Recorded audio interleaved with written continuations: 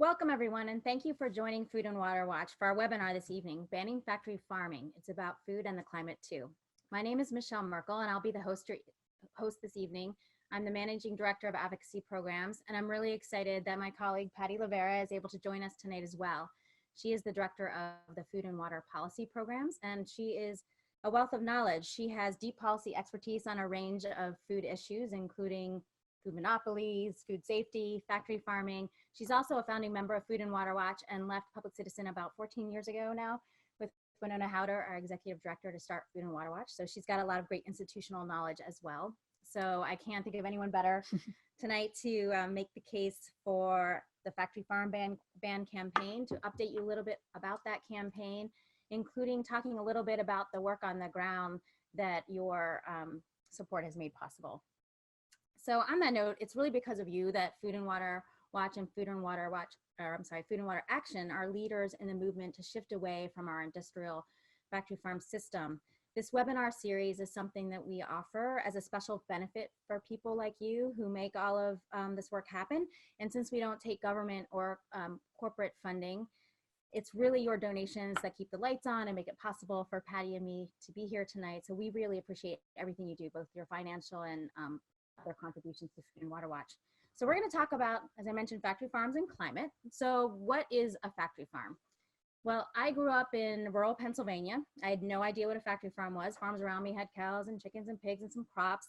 But it wasn't until the mid to late 90s that we really started to see consolidation in the the meat sector, and we started seeing these really huge mega farms. It wasn't until I was a lawyer at EPA when I had a case against a really huge hog corporation in Northwest Missouri. And what I discovered is that all over the country, really small traditional family farms were being replaced by these huge complexes. So let me show you what I'm talking about. So here is the inside of a hog factory farms. The animals spend their lives in buildings with little light, really no room to move. Here's another picture. They stand on these metal slats and their waste drops into pits below them. Those pits are then flushed out and put into these huge impoundments. So what you see on the screen looks like a big lake. It's really hog feces and urine. That waste is then put on crops, ostensibly as fertilizer, but it's often over applied, meaning it runs off into our waterways, it leaches into groundwater. The decomposing waste also off-gasses toxic chemicals that poison the air in these communities. And so there are a lot of problems with factory farms, and it became clear that we just really need to reform fundamentally our structure of the food system. And that starts with getting rid of these factory farms, and we need to stop making rural areas sacrifice zones in our country. And so last year, Food and Water decided to launch a ban campaign in May, which seeks to ban new factory farms and the expansion of existing ones. And that goal may seem very audacious, but we know that since we came out with a ban on fracking in 2011, which also seemed audacious at the time, we've been able to have a number of successes. We banned fracking in New York, in Maryland, this year in Washington State. So we know that when we work together, we can meet these audacious goals. And just since last May, we have been able to launch a number of robust state campaigns to ban factory farms, which Patty will be talking about, including in states like Iowa that have thousands of these factory farms already. And in addition to this great momentum, we are also seeing shifts in the climate change space, which we're going to talk a little bit about. And we're finally having a debate around big solutions that match the scale of the problem, which is really exciting. And a lot of the solutions are being framed as the Green New Deal. And so without a rapid transition away from factory farms, however, we're not going to avoid catastrophic climate change. So for Food and Water to support any Green New Deal, it must have restrictions on the animal agriculture sector. So Patty's going to talk about all of that tonight. She has about 15 minutes. And then we also really want to hear from you as well. So we'd like you to pose questions if you have them. You can do that by clicking on the Q&A button at the bottom of your screen. You can type in your question at any time during the webinar. And then if we don't get to all of them this evening, we'll definitely follow up afterwards because we want to keep this webinar to about 30 minutes so you can move on to the rest of your evening. So thank you again for joining us tonight. And with that, I'll turn things over to Patty. Okay, great. Hey, everybody. Thanks for joining us this evening. It's great to get a chance to talk about these issues and all of the work that Food and Water Watch has going on. So I'm going to share some slides to kind of illustrate the points a little bit about the problem of factory farms and why we're dealing with this and why we need a really bold campaign to say no more of these things, and then shift to the fun part, which is what we're doing about it and some of the campaigns that we have on the ground. So this first picture is something we've done over the years to kind of put a picture in place to show what we're actually talking about when we talk about factory farms. And one thing you'll hear, I think Michele already said it, you'll hear me say a bunch of times, one of the things we're talking about when we talk about factory farms is the concept of consolidation and concentrating things. And so this picture of where we're raising factory farmed hogs is just one example. So we talk about the consolidation of power we have in every sector of the food supply, but for every type of animal, for pigs or for dairy cows or for beef cattle, there's a couple of companies that are running that market. And that means they are the bottleneck, right? They're the middle of the hourglass. If you have people producing animals and you have consumers buying meat or milk or eggs, there's a couple of companies in the middle that are really running that marketplace because they've gotten so big and they have so much power. So they're concentrating their power. And that has really given us a concentrated system, which is what this picture looks like. So we're putting more animals together in one place and raise them in a different way, in this very concentrated way. And we're concentrating those facilities in certain parts of the country. And so that's what this map is showing us, that we've really concentrated, if we use the one example of hogs, where we're raising these animals. And it's not just where we're doing it, it's how we're doing it. This is a different system than the way we used to raise animals. We did not used to do it this way. This is a change, and we think that change is because of this consolidation we've seen in these industries. So this is the nerdiest thing I'll show you. It's not that bad. And it's to give one example of a place that's always been involved in the hog industry, and that's Iowa. It's not a new thing to raise hogs in Iowa. Iowa is currently, and has been for a long time, the #1 hog producer in the country, and there's a bunch of reasons for that. But we've seen a dramatic change in what that industry looks like in Iowa, and this, we think, kind of is a snapshot of the factory farm problem. So if you go back to the early 80s in Iowa, there were almost 50,000 farms that raised some hogs, right? 49,000 farms raised some hogs. You skip ahead to 2012, we are way, way down. Less than 7,000 farms are raising hogs. So a huge change in the number of players and the number of farms that are in this business. But we didn't run out of pork products. We didn't run out of bacon from 1982 to 2012, right? We radically changed what it meant to be in the hog business in Iowa. And that's what that green line is.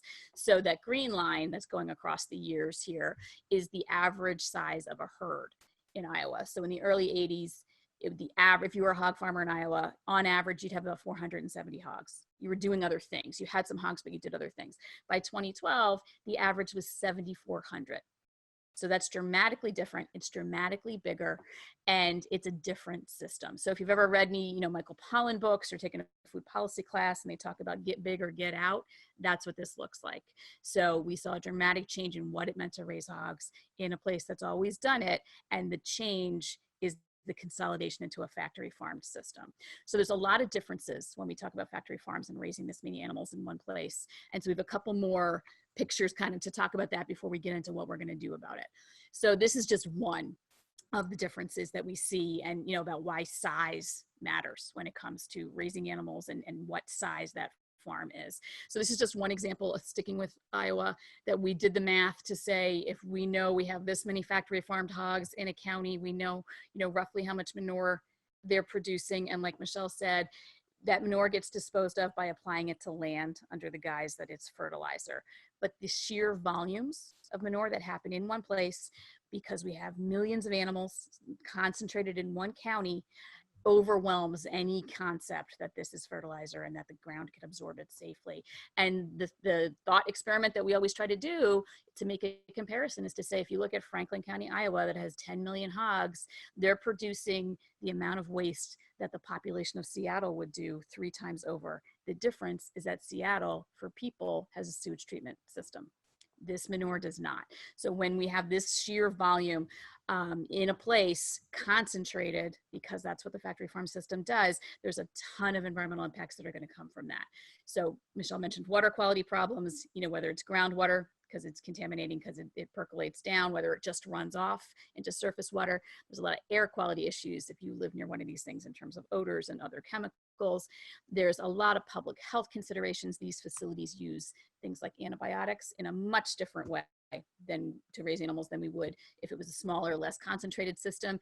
And there is a climate footprint of this model. The way you would manage the climate contribution, or the greenhouse gas contribution from manure from animals that are outside in a pasture, is radically different than those lagoons that Michele showed you the pictures of. When we have manure in that big pit breaking down, it produces methane, a really potent greenhouse gas. Then you have all of the other pieces of this system of bringing food to these animals, corn and soybeans that are grown with nitrogen fertilizer and lots of other inputs. It's a much bigger climate footprint with this system than raising animals a different way that's less intense. So there's a lot of impacts.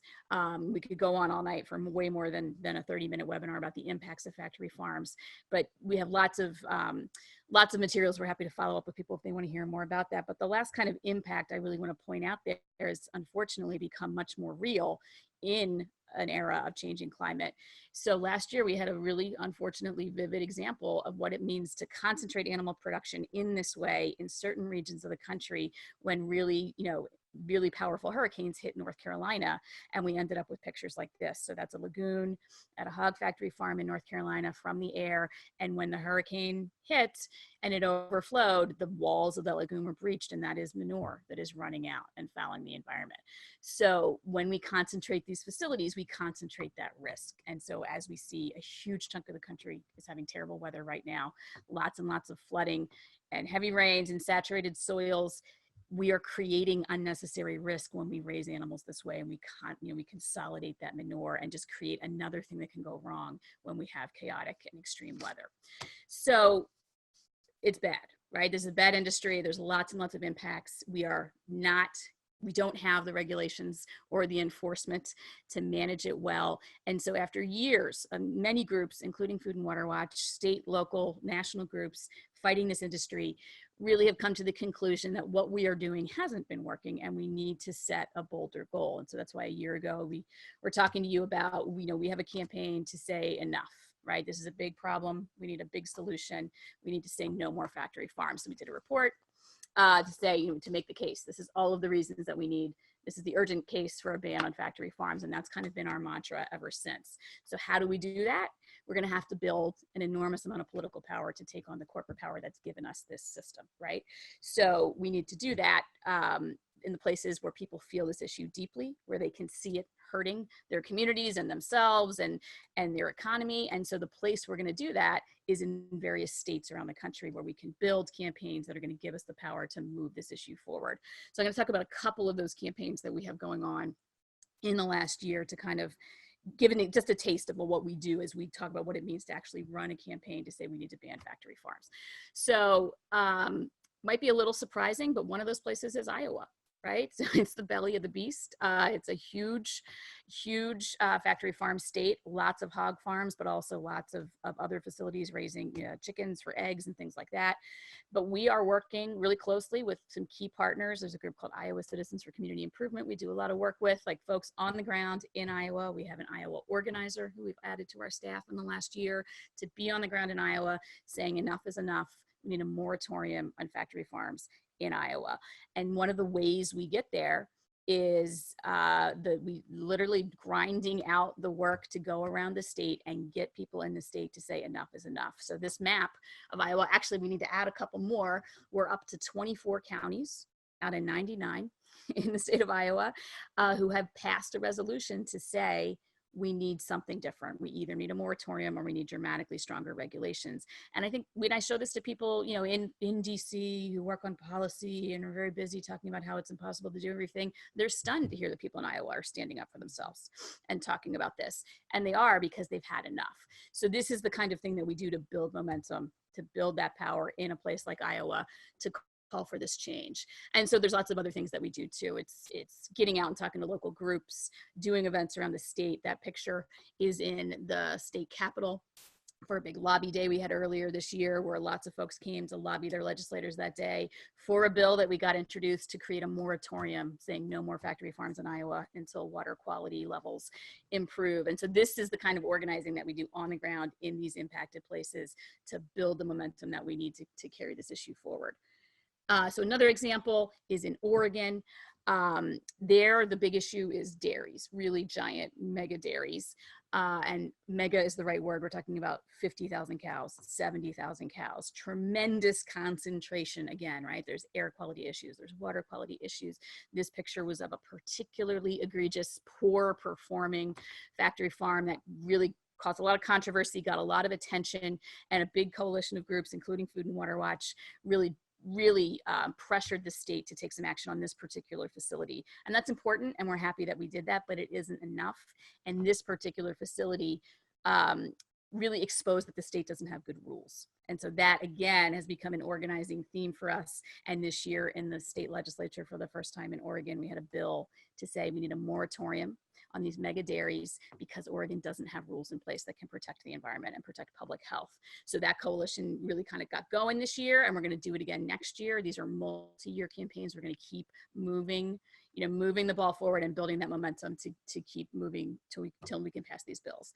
And one last example, there's others, but one last one is in Maryland. We've worked for a long time in Maryland. The issue there is the chicken industry. They're raising broiler chickens on the eastern shore of Maryland, which has a tremendous impact on the Chesapeake Bay, but also has a tremendous impact on the people who live next to these facilities. The big issue with chickens is air quality, a lot of dust, particulate matter, and ammonia, and just lots of really hazardous air conditions that come from living next to factory farms. And this industry is so powerful in Maryland that for years they have fought off bills that would do what this slide talks about, just to study what's coming out of these facilities. They don't even want to let the state study their air emissions. And so after several years of really frustrating battles in Annapolis, where we see how much power the chicken industry throws around in that legislature, folks are ready to kind of ask for what they want. And so next year in Maryland, in Annapolis, we are going to work on a bill to say moratorium, no more chicken facilities in Maryland. Enough is enough. This industry has been out of control for too long. So people are ready to have these conversations and to set really bold goals and ask for what they want. And so we have lessons in our fights against fracking and in other movements that you have to ask for what you want if you're any chance of getting even part of it. So that's what we're trying to bring to this factory farm issue, and really work with coalitions all over the place to really set those ambitious goals so we can drive towards them. So the last little bit I'm going to talk about is we had those state examples, right? The place we can build this momentum and build this political power is at the state level, but there are national issues we have to pay attention to as well. We can't just go do states and ignore everything happening, at the federal government or at the national level. So we do that balance as well. And there's several ways that we do that. We focus on what are these companies up to in terms of their conduct? What are they doing in the marketplace about how they treat farmers? Are they getting bigger because they're merging? So we talk a lot about antitrust, and should these companies be this big and this powerful? We are going to always raise the alarm if EPA is not holding these companies accountable, which they're not. We're always doing all those things nationally, and there's lots of moving parts to deal with there. But one thing I just wanted to flag tonight, especially in this climate space, is one of the things that we're doing is really keeping an eye out for greenwashing of this industry and false solutions that they really wrap themselves in to try to justify their existence and to try to stick around. So one of the ones that you're going to start hearing more about, it's a lot of different names. If you're reading things that the industry is putting out, you're going to hear about renewable natural gas or biogas. But what it boils down to is greenwashing factory farm waste. So you can take animal manure or some crops, you put them in something called an anaerobic digester. They break down, they make methane or biogas, and you can use that methane for something. You can burn it for electricity right there. Actually, turns out we've tried that on farms, doesn't work too well, takes a lot of subsidies. And that was the first generation. And now we're moving to a second generation where it enters some kind of gas pipeline and then gets shipped to a power plant to burn there at the power plant to make electricity. A key piece of that situation is pipelines to move that gas somewhere. And we're a little suspicious as Food and Water Watch, where we spend a lot of time fighting fracking and the pipelines that moved fracked gas around the country, to see another industry saying, oh, why don't you build us some pipelines too? And we'll take our factory farmed waste gas and put it in your pipelines, and oh, maybe some fracked gas can go in there too. So it's really just combining a bunch of industries and an enormous amount of money to invest in two things that are the wrong solution, right? Fossil fuel infrastructure, moving gas around to burn it for power, wrong investment, and propping up factory farms, another bad investment. So this is the kind of thing that we are doing a lot of time calling out and saying, this is not what we want. So this is kind of what it boils down to, this last picture of what do we want to spend our money on? Do we want to spend our money on renewable energy, transitioning agriculture to sustainable productions, or do we want to build natural gas pipelines to every factory farm in America to carry that gas away to burn at a fossil fuel power plant?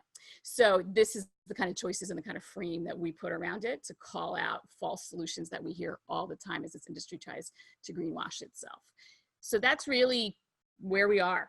So we work at all these levels. We work at the state level to build this political power that we need to take this industry on, and we keep our eye out for things that are gonna entrench them, like subsidies to build one of these digesters, subsidies to keep their factory farm open because they can sell renewable natural gas, or subsidies to build a pipeline that could be used for fossil fuel gas or factory farmed gas, right? And we don't want to see those investments. We want to force our policymakers to invest in the right thing. So it's just kind of a taste of like all of the moving parts and how we fit them together as we do make this case that this is not the system that we need. We don't want factory farms. We want a radically different future. Great. I'll stop sharing the pictures now. Thank you so much, Patty. That was great. Now is the time for questions. So if you haven't had a chance to pose a question, but you'd like to, just use the button at the bottom of your screen, the Q&A button, and type in your question there. And again, we'll try to get to all of them if we can tonight. If not, we'll follow up with you. So let's just check the Q&A. All right. So first question, Patty. So since most of the animals are raised on factory farms and it's causing all of these problems that you just talked about, shouldn't the main focus of Food and Water Watch be on changing people's diets, like asking people not to eat meat anymore? Isn't that sort of the easier solution to do than this more difficult political work that you talked about? We hear that a lot, and it's a really common reaction, right? This is a big problem. It seems kind of overwhelming.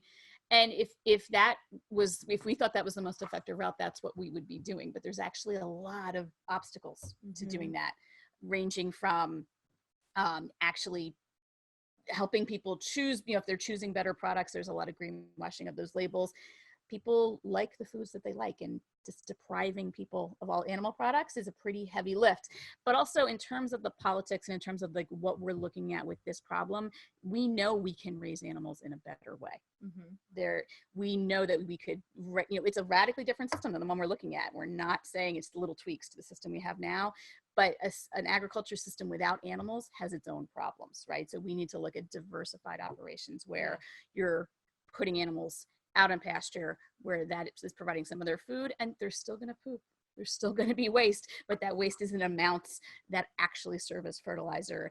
And when we talk about climate and we talk about, needing to get greenhouse gases out of the air and sequester carbon, there's better ways to do that than raising soybeans that people are going to eat for plant-based foods. We can do that with pastures that animals are on if it's done well, which looks very different than what we're doing now, but there's a role for animals to be raised in a sustainable agriculture system, a really important role.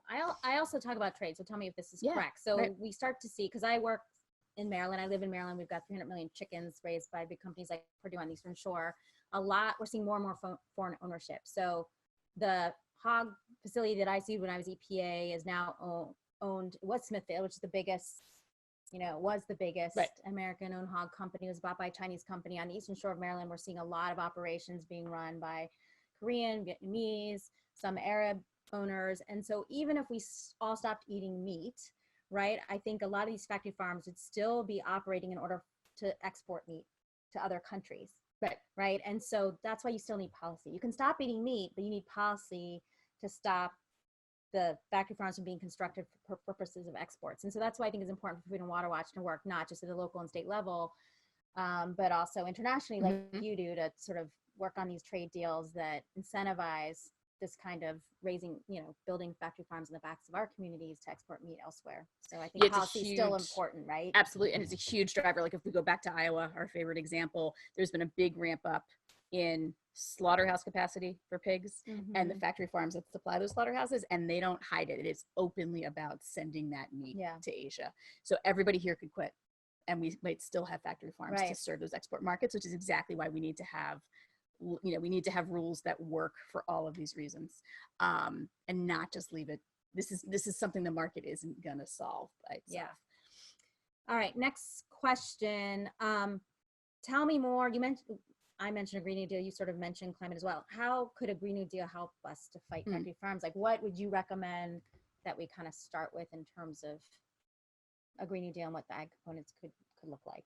Yeah, so the first question that people have heard probably about a Green New Deal, but we should just take a step back and talk about what it is. So at this point, it's a concept, right? It's an idea to say this is climate change is a massive problem. We need a massive mobilization to address it, something like the New Deal, but this time it's going to be a Green New Deal. And so the broad strokes of that are where we need to be, right? It's going to take big government investment. It's going to take really tackling big pieces of our economy. And people are kind of talking about it, and they're talking about the energy sector and the transportation sector, and we're not hearing as much about agriculture, and we need to. So agriculture is part of the problem, right? Animal agriculture contributes to climate change, especially factory farmed animal agriculture.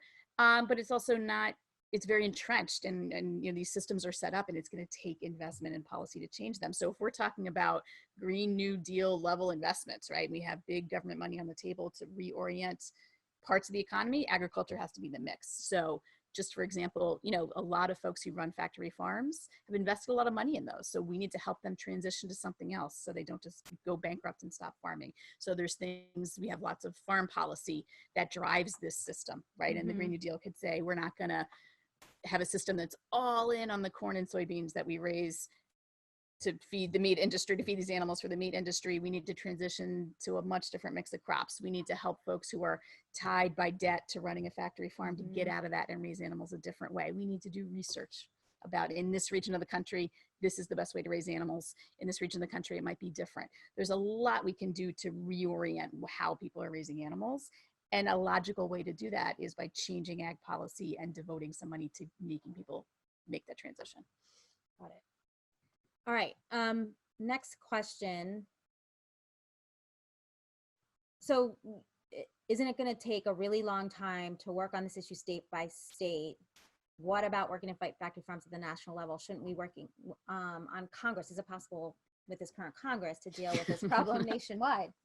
Right, that's the ultimate goal. I mean, to solve a nationwide problem, we're going to ultimately need some kind of national approach.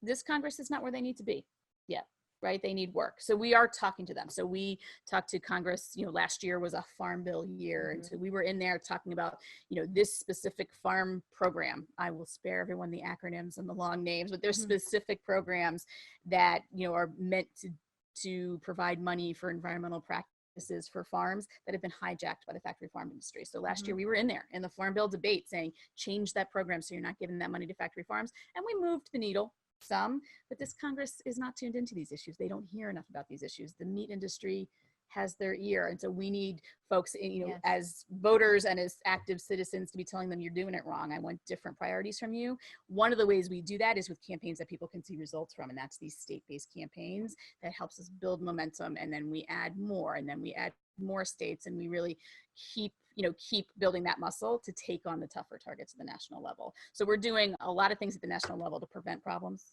to educate Congress, and then we think these state campaigns is how we build our army of support to eventually get to the national level to pass federal law. But 30 seconds, we do have a merger moratorium bill. That's right. Can you briefly say something about that? Because I think that's something people could do today is to get support for that bill. So a lot of bills that we start with at the federal level, they're going to take a while, but they provide a great opportunity to talk to other members of Congress, to educate them, to give them an opening to imagine something bigger. So one that we have that would absolutely help with this issue is a bill introduced by Representative Pocan from Wisconsin and Senator Cory Booker from New Jersey. So we have it on both sides. And it says there should be a moratorium on mergers in the food system. Big food, big ag companies, no more mergers. They've gotten big enough. Put a pause on it, and sets up some things that have to happen. So that's a great example of the kind of thing that's an opening to have those conversations and to say, why would we need that? We need that because these companies are too big and they have too much power. It's a great opening to organize around and educate around. And we'll send you information about that bill. So We're running out of time Okay. tonight. I think we have a few questions. I apologize for those that didn't have your questions answered, but we will get back to you after the webinar. Not tonight, but in a few days. But thank you so much for the terrific questions. It's time to wrap up. We want to respectful of everyone's time. Thank you so much, Patty, for your presentation and for all the answers to your questions. This was the second webinar of a series this year. The next one will be in the fall, so stay tuned. We'll send you more information about that in the summer. And then we always like to hear from you throughout the year. So if you have feedback, please reach out to us at champion@foodandfwwatch.org. So champion, champion@fwwatch.org, champion@fwwatch.org. Share your feedback. We'll be sure to get back to you as well. So thank you for joining us this evening again. Thanks for all of your support and your contributions, and have a great night, everyone.